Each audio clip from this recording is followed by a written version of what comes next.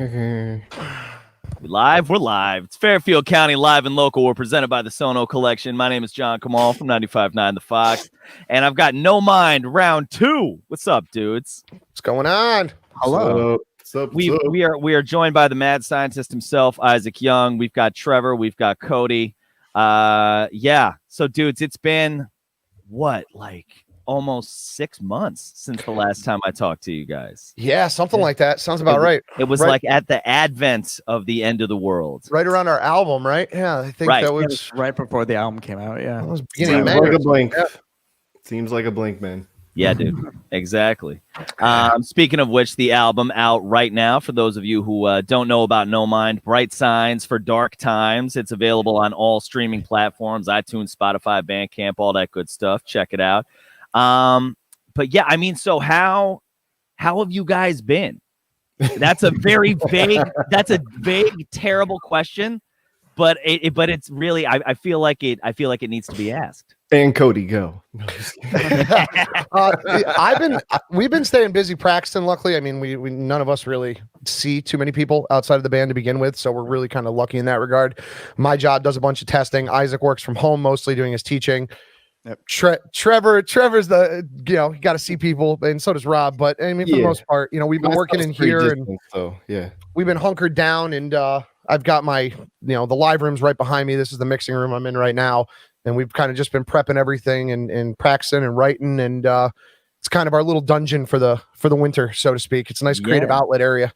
Yeah, man. Well, so the reason we are gathered here this evening is because coming up on Thanksgiving Eve, you guys have a live stream that you're going to be doing. For people who want to check it out, it's going to be on 11/25 Wednesday, Thanksgiving Eve, this coming Wednesday at 8 p.m. When we last spoke, you guys were being a little coy about what ended up being. Did you guys record it or did you actually stream it? But it was like your first performance since the PST show that we did, right? Is that what we're talking about? No, it was a thing in somebody's lawn. Oh, Cody, the thing. My house, yeah, the private show that now that it's over and done with. Yeah, it was at my house. Now that I can say the location, right? Yeah, we did a private show. I mean, it's cool to get that opportunity, but obviously now with the weather getting colder, we're finding new avenues because we're stuck, right? Like no clubs are doing it for the safety of everybody, so. Why not turn to streaming as the newest, avenue to show people what's up and, give some sense of live music and normalcy to their lives. Totally. Well, so my question is you guys, the last time we had spoken had been locked down. We had all been locked down. It was May, I think. How was it coming together again as a band for the first time? Because a lot of bands out there, have been separated. Some guys have, houses, have jam houses. Zillawatt had one, Eggy's got one. But, you guys are so spread out across the entire state. So even under the best of circumstances, it's hard for you all to come together. Can you describe what it felt like playing together again for the first time after the initial lockdown? I mean, I guess I'll start. For me, man, playing with these guys has been nothing short of sanity saving. And especially, I mean, sure. I was thinking about it earlier today because I was like, man, what am I even gonna say? Like, if this guy asked me anything today, and I was like, what do you say during a time like this when all this is going on and we're talking about our band and playing online, right? But the reality is I know I can speak for these two guys in the sense that it's not just about playing shows and making money and making cool sounds. It's definitely more than that. We're writing something from the heart. We're working on our craft. For me, particularly, this streaming thing is like a whole different ball game that's making me focus more on the preciseness of what I'm doing. It's like every time we get in that room, the headphones are on, and number one, I don't like wearing these things because I hear everything that I'm doing, and when I have the guitar and I'm singing, it's like I'm really hearing everything I'm doing. And these guys know this is new to me.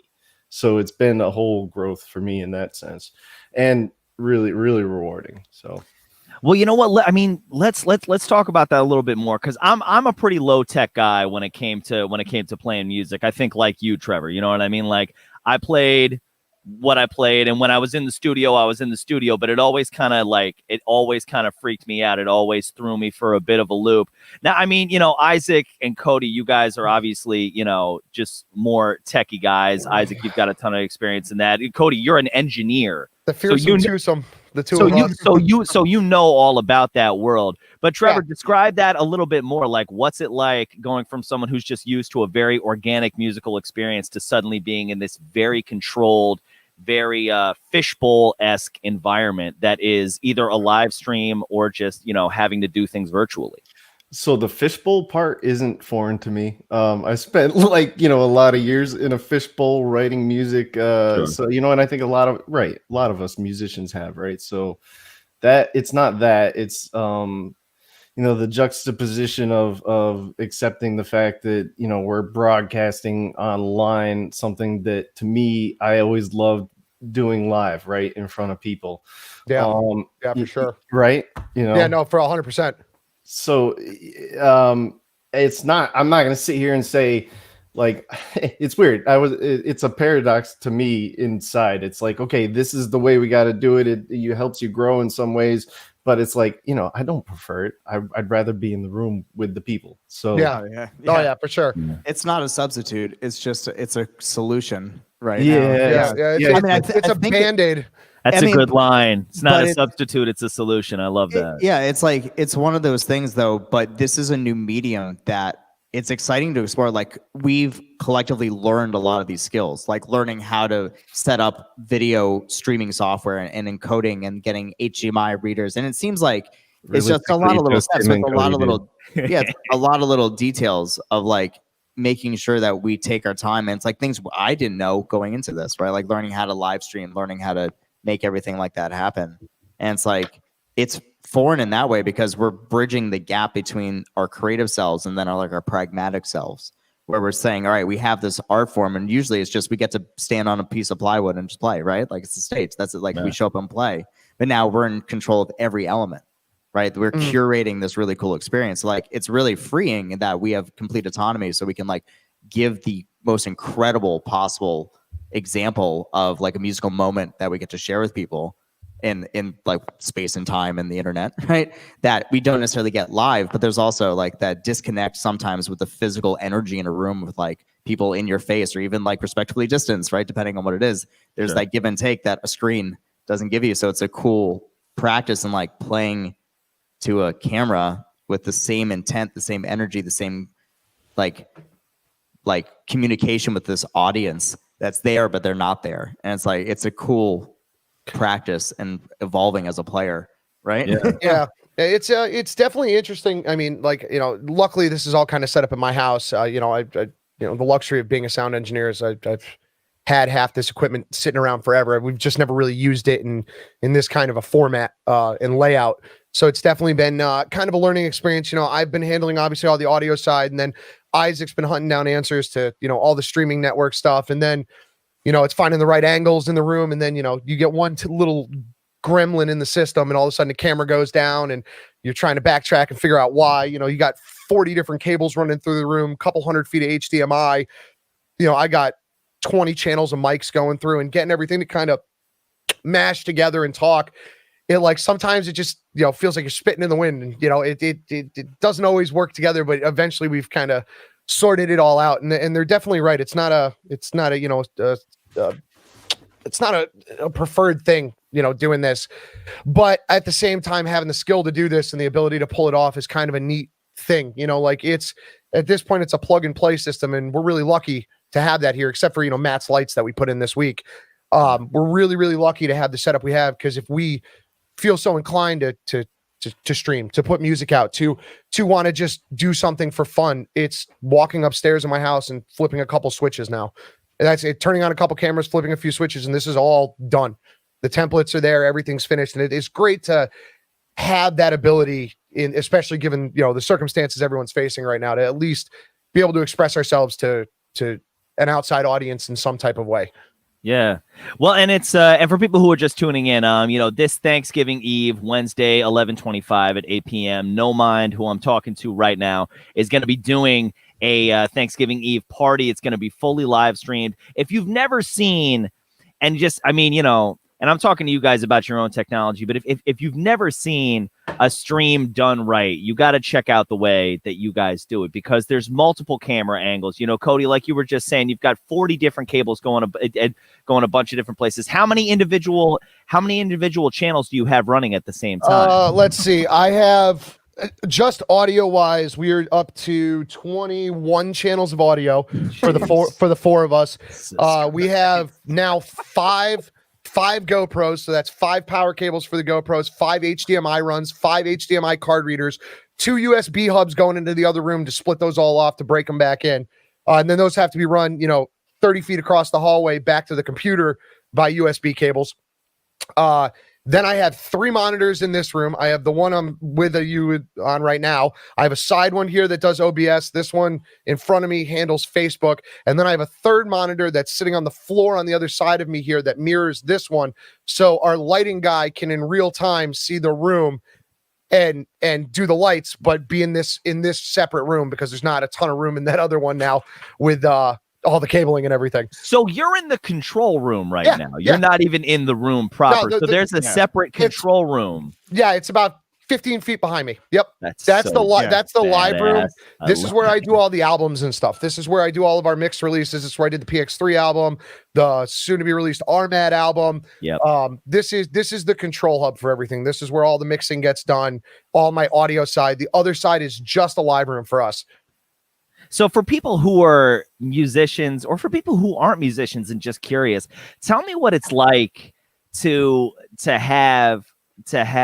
do a live stream like this, because obviously you're playing lives in quotations, and I think Isaac or Trevor, you guys brought it up earlier, when you play live, it's weirdly a little bit forgiving, because there's a lot of noise, there's a lot of people. Those people are partying and having a good time. Definitely. If you make a mistake, nobody's gonna notice. The other guys in the band are gonna notice. They might give you a little shit for it, but other than that, no one's gonna realize. In this setting, it's completely different. You're playing live, but everything is monitored. Everything is being looked at, and nobody's there. Nobody's in the room. So it's oddly, people talk about stage fright. People talk about not wanting to be in front of a crowd. What you're doing with the live stream seems more nerve-wracking to me. So I guess after that big, long exposition, my question is, what feels more nerve-wracking? Can you describe the nerves of doing a live stream as compared to the nerves of doing a live show? What is it for you, Isaac? Yeah. So it really depends. I mean, still feel it. I mean, I definitely the live stream. There's something you get that great like butterflies in your stomach and that rush of adrenaline. And it's something I always tell my students. I was like, if you're not scared, you're not passionate. Yeah, right? Definitely. That's a great way to put it. You should, sure. Yeah. You should I've been performing for 20 years, just about, been professional. So I still get butterflies in my stomach before I walk on stage, whether it's to 2 people or 2,000 people. But there's something completely different about the live stream mentality, because it's the blinking red light syndrome, right? It's like when you're in a recording session, you could play that song 40 times before that you see that red light blinking, and all of a sudden it's like boom, it's like something snaps in your head, right? And it's this completely different psychology of playing, because we can't read an audience, right? We there's comments, but there's also a 15-second latency between what they're seeing and what they're typing to what we then see. So it's not like I can look in eyes. You can read an audience instantly. You hit one note and the whole energy in the room changes, and you can absolutely no, yep, we're there together, or all right, we need to find a way to all get there, right? Either the room vibes with you or doesn't, right?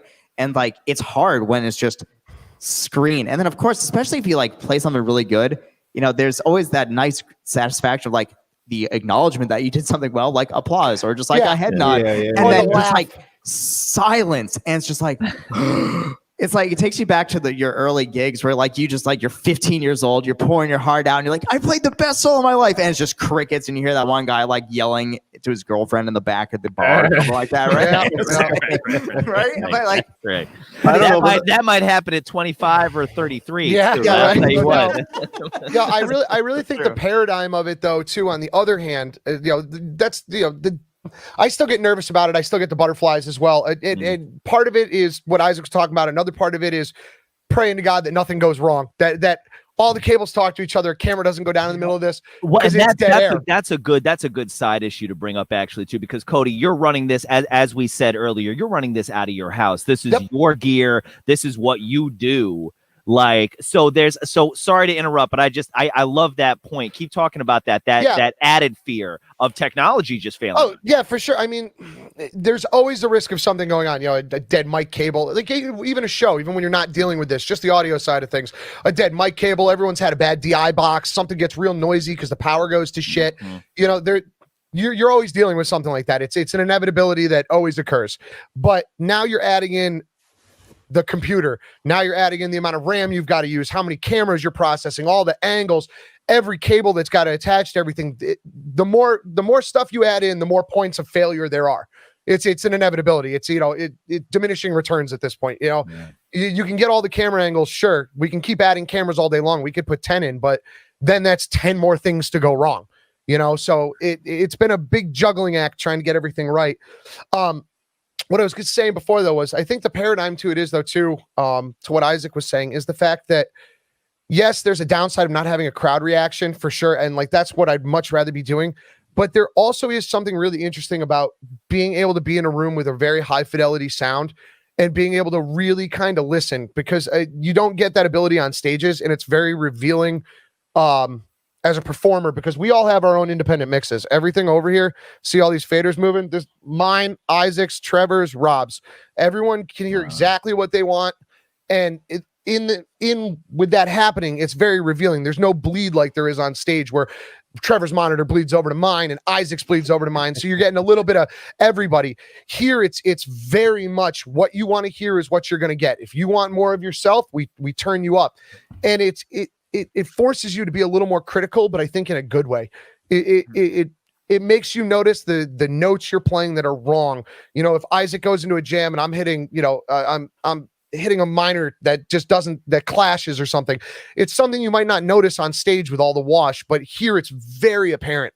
But it's a good thing. I find it to be a great building factor to doing this. It's one of the few small advantages, I think, of working in this kind of a format. Well, and that brings up an interesting point, because I wanted to ask, has this experience, whether you want to call it just this experience of having to go through all this trouble just to play together, or, just the wider quarantine issue, has this affected your playing together as a band? Has this affected your relationship as a band, morale, or even just the quality of the quality of the music? How has that evolved since this all started happening? I say all for the pause. Yeah, a million times better across every single front you just named, in like the best and most profound and beautiful way. So really, then, like it's like these yeah, guys are the reason. This is our saving grace. This is like the only reason that we are able to not like spiral into just like wanting to sit into a corner and like sit in a dark room until this is all over. Right? Wait, I am in a dark room. Hold on. You're in a purple dark room though, so it's there like a good dark. It's moody. It's a moody room. It's a vibe, as the kids would say. It's a vibe. That is a vibe. But I mean, like musically though, Ben, I just like what Cody was saying, like the fact that it's like basic. I mean, it's basically in your system, except over your more or less, yeah. Right, but like so, there's this attention to detail that we've been putting towards our playing in a way that usually is only reserved for a handful of times if we're being very critical before like a recording session or show. But now this is every time we're together. There's like this acute sense of what should and should not be placed musically, lyrically, emotionally, whatever there is in the music, right? And there was a lot more collective writing too, because we're meeting once a week, for sure. which is great. So like now that it is set up, it's such an easy, like we just show up and we just play.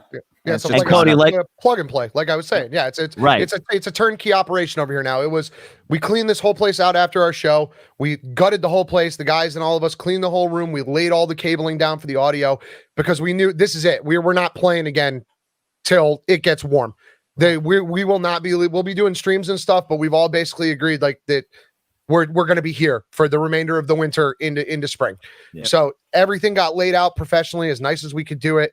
You know, everyone got their own little neat like corner and nook, and you know, and then we set everything up for the long haul. So it's been nice to just literally walk in, turn on a few buttons, and you're good to go. So tell me about writing. Like, how has that process evolved? Trevor, talk about your new tune, man. Yeah. Well, I mean, I don't know. Just to go back to what we were talking about before, because for me right now, it's kind of going hand in hand with the musicianship aspect of it, like the theory, the you know, because I used to just sit down and just like, okay, hit a note, find something that sounds good, whatever. But like, I am putting a little more thought because we're so rigorous at practices now, and I can't hide behind the you know, like you said, everything bleeding together. Right. Like I used to do that a lot back in high school in those days. Well, that was a long time ago. I'm not going to tell you how long ago that was, but that was a long time ago. And so like, it's been so long that I've been rigorous with myself in that way that this is definitely like, I'm sitting down to write something. I'm okay. Well, what key am I in? I'm incorporating more thought into that. You know, I don't know. I can't say enough, really how great the rehearsals and writing sessions together have been, because they've been influential to my songwriting. I didn't think I was going to write anything up until like 2 months ago. I don't know if I did write anything since maybe like last December or whatever. And then 2 months ago, I wrote like 5 songs, you know, in a month. And I know there's like a bunch more in there. What do you think the X factor was there? I mean, you know, man, it's there's so much going on, and like for me, I always like to try. It's you know, if I feel like I want to sit down and write something, and then be able to put a pen to the page and write through it. It maybe go back and do a couple edits, but it's like it just flows out. You know, it's like I've processed things enough that I've got enough material inside to just like it's just gonna come out. You know. And I think for me anyway, everything was so crazy this year. This like, you know, how do you put a pen to that? So for me, I had to wait long enough, I guess. I don't know. I was also really busy, so I didn't really give myself time to yeah, of course. And just life does get in the way. No, yeah, absolutely. But Cody, what about you? I mean, like you're. I mean, you know, well, you guys are all writers in this band. I can't even really point to a single person. But Cody, what about you? How has it affected your creative process? Well, I'm really lucky in this house and the setup that I have, that there's pretty much a guitar hiding in just about every room of my house. Yeah. Much to my fiance's chagrin. She's not a huge fan. There's always an acoustic downstairs. I got 2 in here. There's like 5 in the live room. There's another one hiding in my bedroom. So they're all around. So it's nice that like I usually always have something in my hands at some point during the day. It's not all day long, but usually I'll just mess around until I find something, or a lot of times it'll be more of a melody, like a lyrical melody. That's usually what starts a lot of it, or some kind of cool riff or something I'll stumble across. I probably had a couple months where I didn't write too much, but I've had like, I don't know, 4 or 5 lately in the last like month or two, about the same as Trevor. There's been some new ones coming along, and it just, you know, as to where it comes from, it's tough to say. I mean, there's never like one like igniting source, I think, for creativity.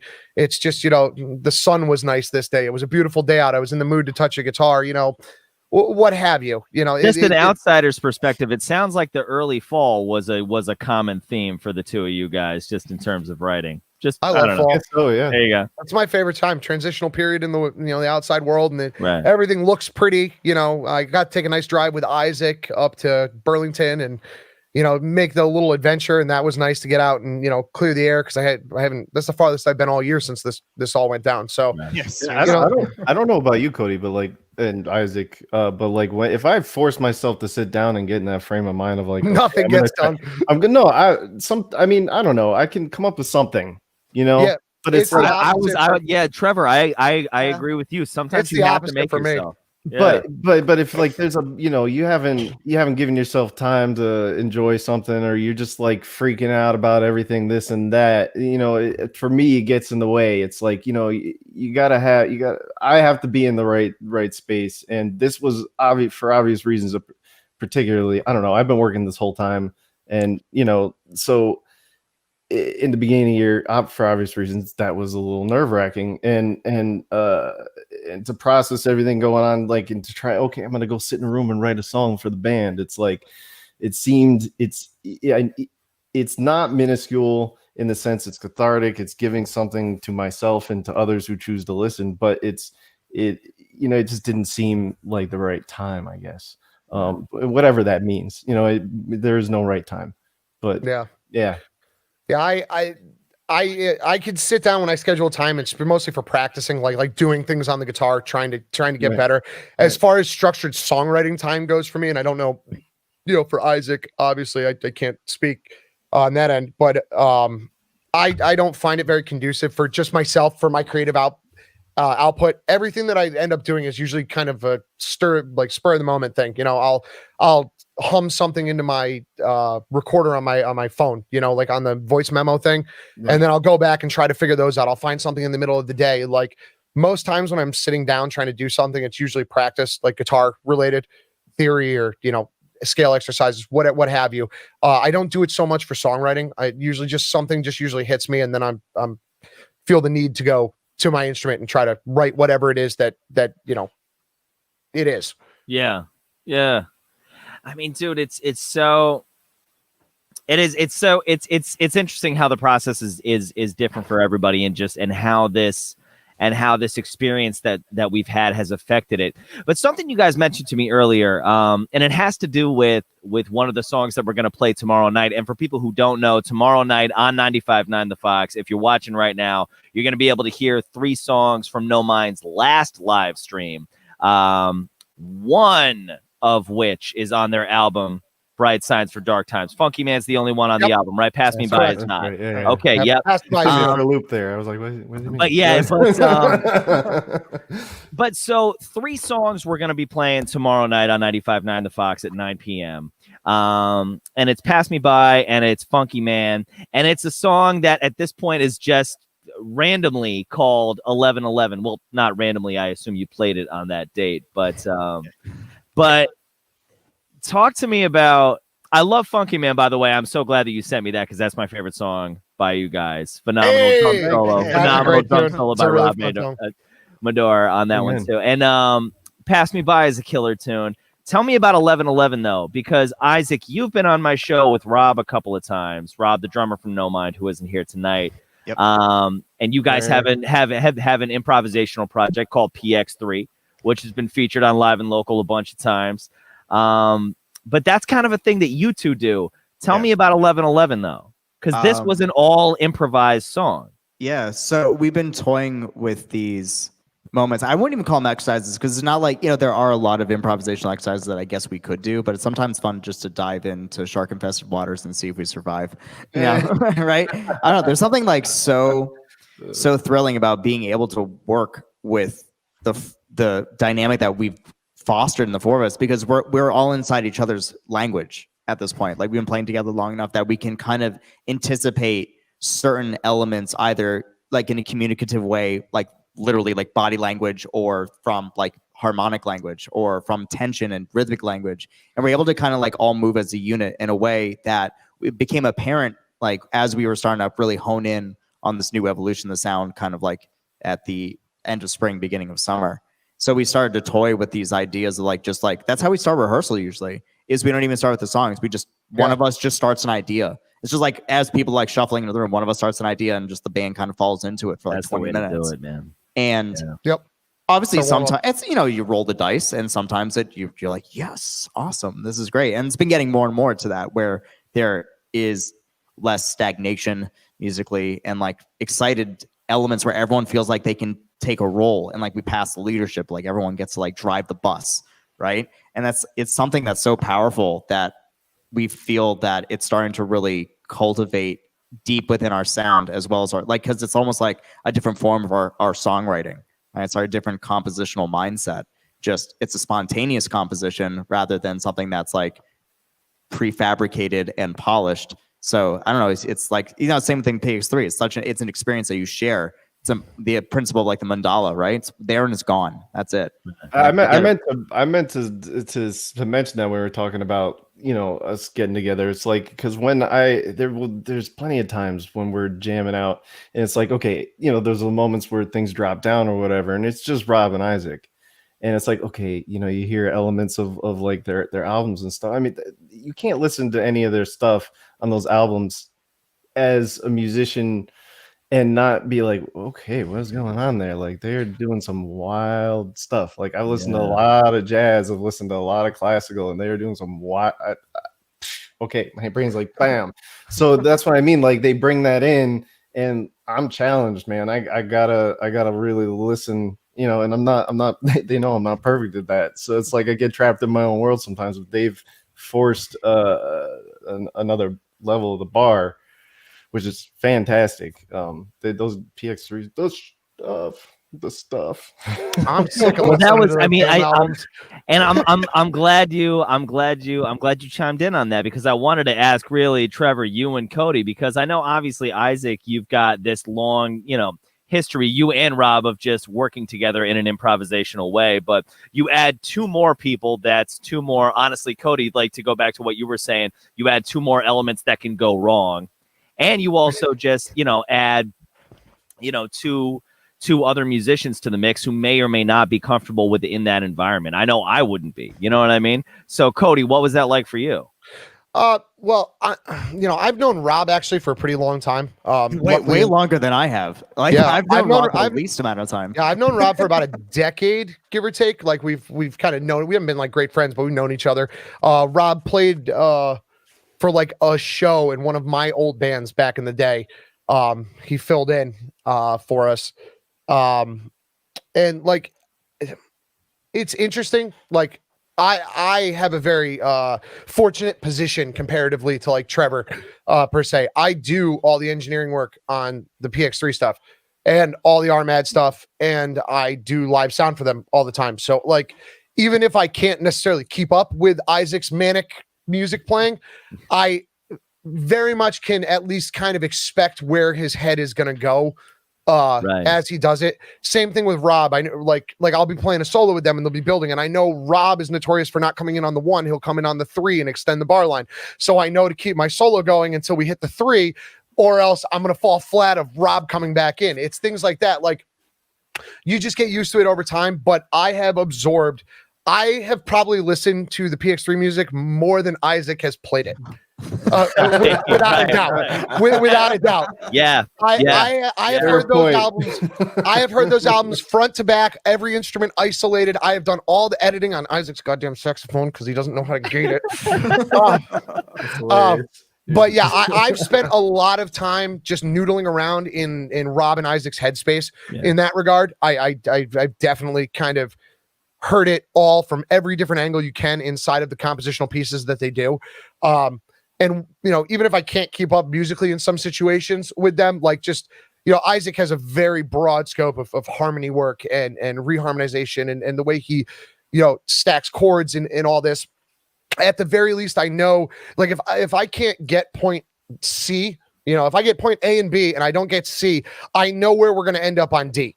That's the thing. I might miss a small step, but that's a great time for Isaac to take the lead anyways. It's a great point for where Isaac and Rob can go do something. I don't have to be out front. And then I know they're going to end up back here when they're done, whatever here is. I know where that's headed. So it's a lot of fun improvising with them. Especially the more we play now, and especially in this environment here. It's definitely a lot cooler now that the sound quality is so good, and I hear exactly what I want to hear. It's a very fun, creative kind of thing to shoot stuff off each other. There's a lot of side eyes and grins going around the room most times when someone does something. Being in a circle too, like it's so cool. But like that's a huge thing. Everyone facing each other. Everyone facing each other. Like I mean, I can't speak for you guys because I've actually never been in position for like where the guitars stand. I've never been like. I mean, when I played only saxophone, I guess occasionally I'd be in the front, but like that was in like jazz, so you're fluid, you're moving around, but like never in like this. I've never been with my back to someone. I'm usually looking at someone's back, right, and like trying to like catch the glances. So like when the fact that we're all in a circle, it's awesome. Like we don't have to work. It's like one look up, like just little look in the corner of your eye, and everyone's like on the same page. Ideally, yep, 100%. Well, if you want to hear, I mean, if you want to hear really well done improvisational music, make sure you're listening to 95.9 The Fox tomorrow at 9 p.m. because we're going to be playing 3 songs, one of which is completely improvised by No Mind. Before we get out of here, guys, tell me a little bit about this live stream. What can we expect, and what can we expect from No Mind going forward? No idea. There'll be some improv. There'll be some improv, some new songs, a couple new tunes that I haven't really seen the light of day so far. Some older stuff that we've been kind of working back on and reworking. Some choice cover tunes. Yeah, Or a very choice cover tune that's going to be very fun. But I think this will be surprises. This will be the first. I would say. I mean, since our show at your house, like we're just that much more comfortable in that saying the improv and everything. I think this is going to be the first full show we're going to do where you're going to see us, really talking each other's language more. Yeah, I agree for sure. Yeah, we also have Matt Agresta doing incredible lights for us. And my boy Mike Voice on sound. Yeah, it's gonna be. So we have like our whole our normal crew with us. Our team. So we're basically curating your Thanksgiving Eve to just be a hell of a party. Come get drunk with us digitally. Yeah. Right? Yeah. We start at 8 and we go until our fingers stop working. Yeah, there's no set end time. I don't have to work for 4 days. Let's right? Go. It's like, dude, it's like here. let's all be thankful that we can share this with each other for a second and just like enjoy it because it's a beautiful thing, man. I'm glad that we just get to do it, and it's also in lieu of our typical Black Friday gig. So like this is like our big. Don't remind me. Hey, but this is like the. It's like my favorite gig of the year. That's our favorite gig of the year. We usually talk about it. Huge show, but like this is our big thing, man. We're celebrating like this beautiful time of year, as beautiful as we can make it. It's No Mind coming this Wednesday, Thanksgiving Eve. The live stream is going to be on 11:25. You can go to @NoMindCT on Facebook. You're going to be able to see it there. Anywhere else we're going to be able to see it, or is it this is a Facebook thing? Just on Facebook. Yeah. Just Facebook. There'll be more moving forward. There. Yeah, the next few streams after that, we're probably going to do the YouTube thing. Maybe look at Twitch. Yes. See where we want to go. But for right now, yeah, just Facebook on this one. @NoMindCT this Wednesday, the 25th at 8 p.m. until their fingers fall off. Dudes, it's always so great to talk to you guys. Thank you for doing this with me. Yeah, pleasure being here. Thanks for having us. All right, fellas, stay on the line after I take us off live. But for people who are watching at home, remember tomorrow night on 95.9 The Fox, you can listen to 3 songs from No Mind. If you live in Fairfield County, Connecticut, you can go to 95.9 FM, or if not, you can go to 959thefox.com and you can stream the entire thing right there from your laptop, your phone, whatever you want. Thank you for watching. No Mind, thank you for being here. I'm going to see you guys on Wednesday. It's going to be a good time. Awesome. Peace.